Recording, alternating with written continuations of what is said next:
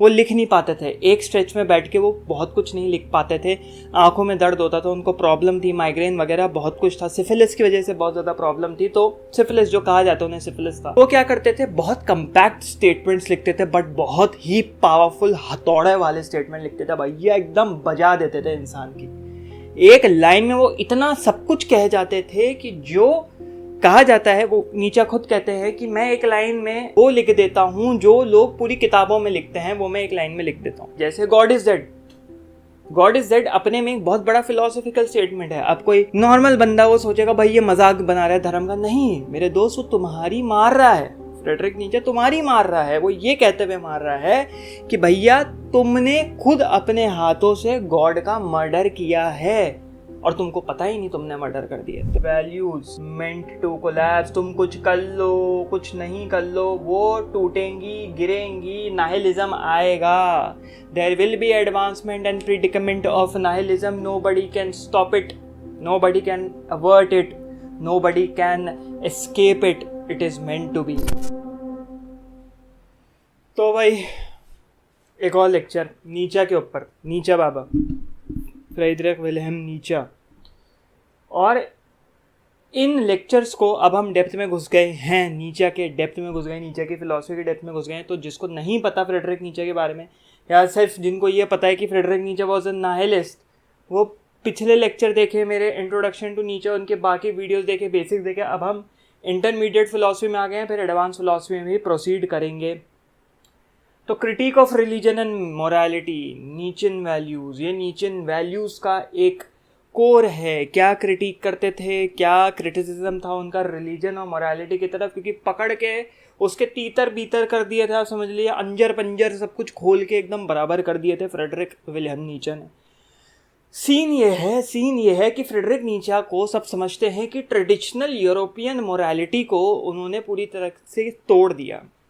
बहुत लोग पूछते हैं भाई God is dead, God is dead, उस फ्रेडरिक नीचा को कहा जाता है कि फ्रेडरिक नीचा is the profit who predicted the death of God and who predicted कि भाई डेथ ऑफ गॉड के बाद एक वर्ल्ड क्रिएट हो जाएगा, एक फाउंडेशन हिल जाएगी जिसमें साइकोलॉजिकल ट्रॉमा होगा मोरालिटी फॉलो करने वाले लोगों को। उसी के बारे में हम बात करेंगे, हो सकता है लेक्चर थोड़ा लंबा खींचे, तो कॉपी, नोटबुक, पेंसिल, पेन जो भी आपके पास है लेके बैठ जाएं और इस लेक्चर पे दें ध्यान, क्योंकि अब हम नीचा में घुसने वाले हैं into the realms of नीचन values. तो सबसे पहली चीज़ ये है कि लोगों को ये लगता है कि सिर्फ ट्रेडिशनल मॉरल सिस्टम और धर्म को गलियाता था ये आदमी। जो नहीं जानते, मैंने देखा है बहुत लोग गंदगी करते हैं एग्जिस्टेंशलिज्म को लेके इन जनरल, बट वो सिर्फ ये नहीं, ट्रेडिशनल फिलोसॉफिकल वैल्यूज़ को भी उन्होंने बहुत क्रिटिसाइज़ किया है।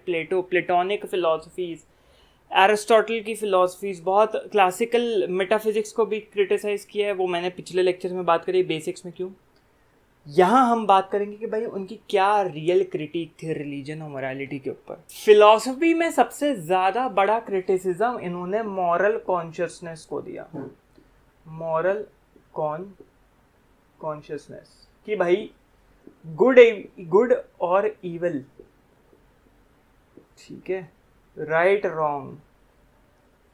रॉन्ग इन सब के बारे में। और नीचा की एक बहुत खूबसूरत चीज़ ये थी कि वो एक इंसान में इतना गिल्ट डाल देते थे अपनी राइटिंग के द्वारा कि उनको सोचना पड़ जाता। तुम इनकी फिलॉसफी बिना गिल्ट ट्रिपिंग के, बिना कंसर्न के, बिना कंपैशन को हटाए तुम देख नहीं सकते हो। बहुत फिलॉसफिकल चीज़ें इनकी कंपैशन लेस तुम्हें लगेंगी। और नीचा की बहुत बड़ी खासियत ये है कि he was a very arrogant writer. Why arrogant?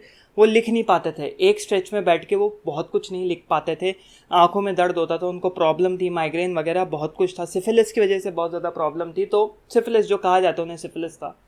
तो वो क्या करते थे, बहुत कंपैक्ट स्टेटमेंट्स लिखते थे, बट बहुत ही पावरफुल हथौड़े वाले स्टेटमेंट लिखते थे भैया, एकदम बजा देते थे इंसान की। एक लाइन में वो इतना सब कुछ कह जाते थे कि जो कहा जाता है, वो नीचा खुद कहते हैं कि मैं एक लाइन में वो लिख देता हूँ जो लोग पूरी किताबों में लिखते हैं, वो मैं एक लाइन में लिख देता हूँ, ठीक है। तो नीचा इस तरीके से बहुत एरोगेंट राइटर थे। जैसे गॉड इज डेड अपने में एक बहुत बड़ा फिलोसॉफिकल स्टेटमेंट है। अब कोई नॉर्मल बंदा वो सोचेगा भाई ये मजाक बना रहा है धर्म का। नहीं मेरे दोस्त, वो तुम्हारी मार रहा है, फ्रेडरिक नीचे तुम्हारी मार रहा है। वो ये कहते हुए मार रहा है कि भैया तुमने खुद अपने हाथों से गॉड का मर्डर किया है और तुमको पता ही नहीं तुमने मर्डर कर दिया। तो ये बहरहाल बातें हैं फ्रेडरिक नीचे की, और आगे हम जानेंगे, लेक्चर में जानेंगे बहुत बहुत क्रांतिकारी थिंकर कैसे सोचते हैं, असली फिलॉसफी होती क्या है, जो ऊंचे तबके की फिलॉसफी होती है वो क्या होती है। आज इस लेक्चर में आपको पता लगेगा। अब इनकी बातों में बड़ा दम था, दम तो बहुत था, हथौड़ा तो दे के थोपड़े पे मारते थे। लेकिन एक बात ये थी कि यूरोपियन इंटेलेक्चुअल कम्युनिटी जो थी, भाई कोई भी कम्युनिटी नीचे को बहुत हद तक रिगार्ड नहीं करते हैं एज ए फिलोसोफर।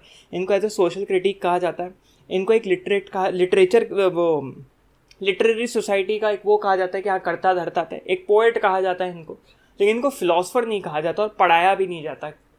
क्यों? क्योंकि इनके आर्ग्यूमेंटेशन जो थी बहुत पोएटिक और मेटाफोरिकल स्टाइल की आर्ग्यूमेंटेशन थी। तो जो तुम्हारे एनालिटिकल फिलोसफर्स होते हैं, जो एपिस्टेमोलॉजी, एथिक्स और मेटाफिजिक्स, जो क्लासिकल फिलोसफी पढ़ते हैं, वो लोग इनसे बड़े ज़्यादा खुश थे नहीं। तो ये कहते थे कि ऐसे आइडियाज़ के लिए आप भैया लाइए कुछ ग्राउंडिंग, कोई रैशनल ग्राउंडिंग लाइए, रैशनल ग्राउंडिंग लाओ जो कि अलग है क्रिश्चियन मोरालिटी से। रैशनल ग्राउंडिंग, भैया तुम तो क्रिश्चियनिटी को पकड़ के बैठ गए।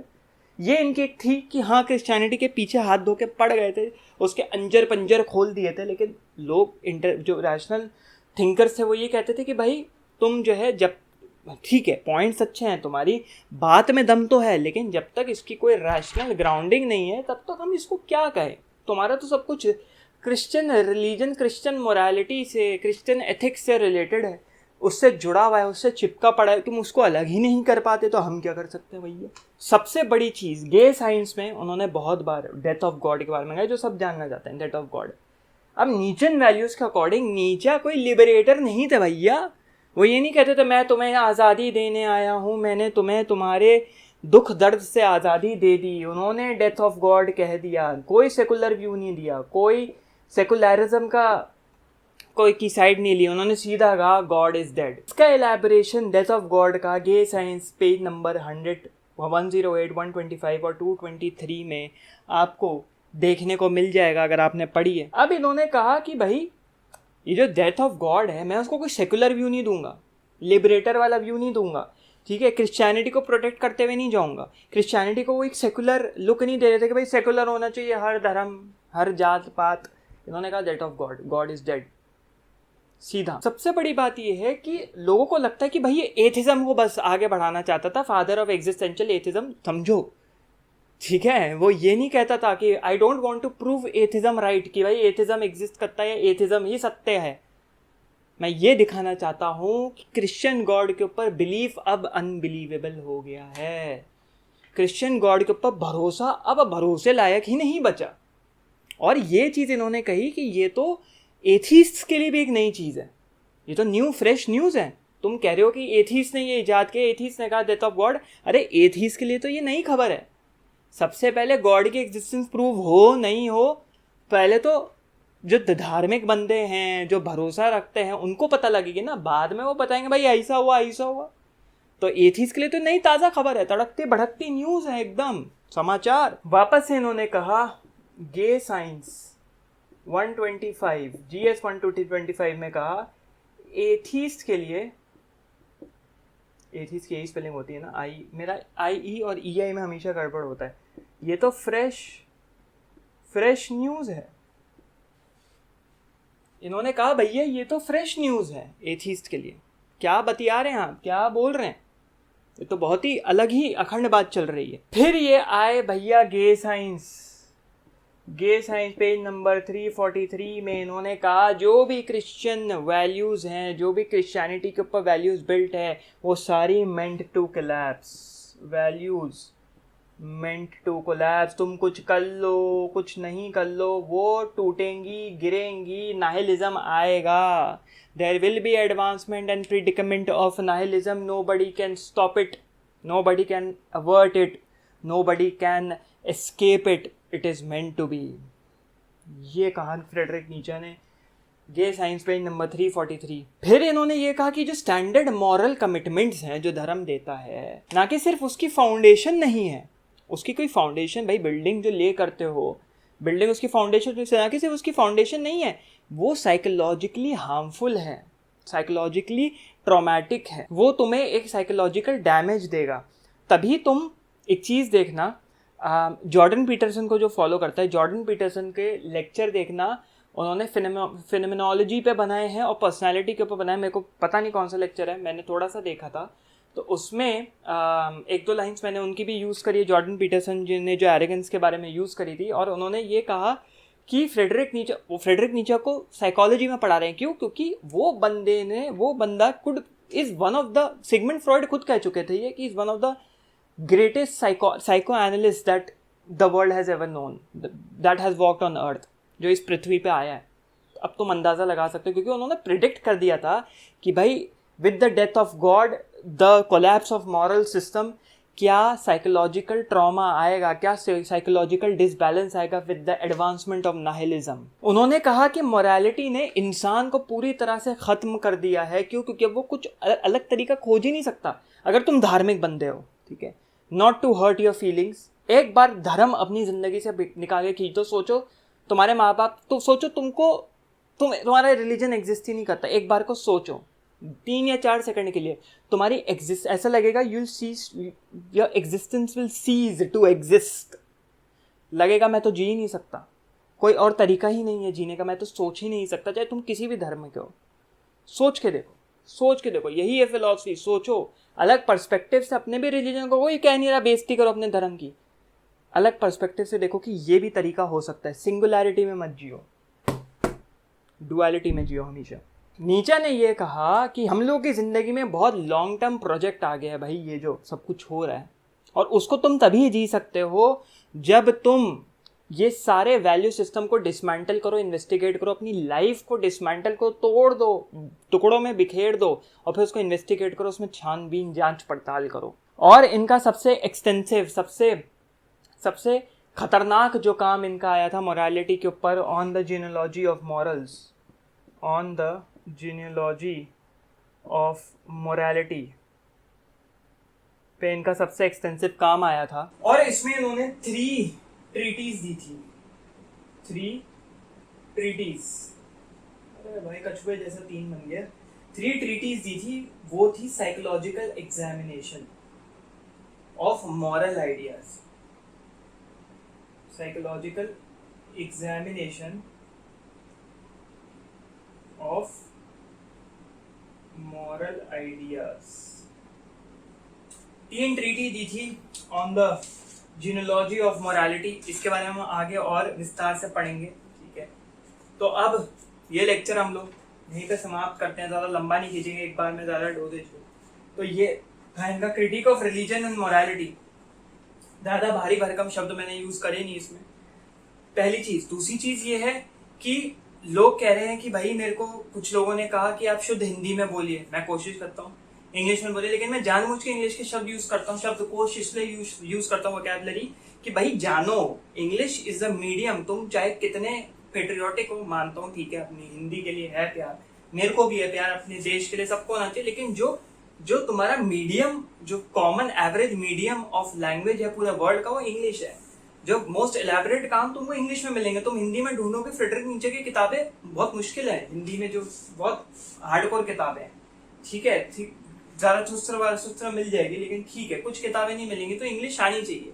तो मैं वर्ड्स बोलता हूँ, नोट डाउन करो, डिक्शनरी में मीनिंग देख सकते हो, समझ रहे हो, और इन लेक्चर को फॉलो करो भाई। मुझे नहीं लगता, मैंने अभी तक नहीं देखा, होगा तो पता नहीं, मैंने इतनी जांच पड़ताल करी नहीं, कोई छोटा चैनल हो सकता है कोई बड़ा चैनल हो, मैंने मिस कर दिया, मैंने किसी को नहीं देखा जो फ्रेडरिक नीचे के ऊपर और एग्जिस्टेंशलिज्म के ऊपर इन इंडिया इन जनरल इतने एलैबोरेट लेक्चर्स ला रहा है। तो इसको अप्रिशिएट करो, ये मेरी आपसे दरख्वास्त है। लाइक किया करो, कमेंट किया करो, तुम्हारा कुछ नहीं जाएगा।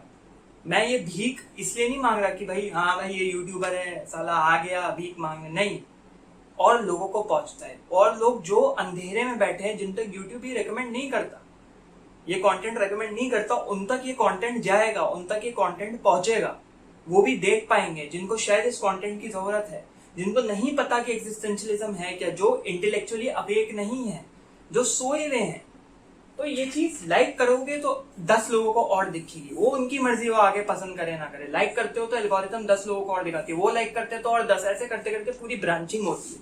फायदा हमारा होता है इन जनरल कि हम सबको होता है जो 1070 सब्सक्राइबर है, ठीक है। कम्युनिटी ज्वाइन नहीं करी तो नीचे डिस्क्रिप्शन में कर लो। लेक्चर्स को अप्रिशिएट करो, जैसे बताया कमेंट किया करो, सवाल पूछा करो, क्वेश्चंस उठाया करो। होपफुली मैं जो आता होगा मैं जवाब दूंगा, वक्त मिले तो जरूर दूंगा। लेक्चर बहुत तगड़े आने वाले हैं, तो स्टे ट्यून, बहुत तगड़े, बहुत सारे लेक्चर आने वाले हैं, तो भैया इंतजार करिएगा। शेड्यूल करता जा रहा हूँ मैं। मिलते हैं अब हम किसी अगले वीडियो में। तब तक के लिए आप भी कट लें, शेयर कर लें, लाइक कर लें, जो कर सकते हैं करें। बार बार हम नहीं कहेंगे ये चीज, ठीक है भैया, ओके।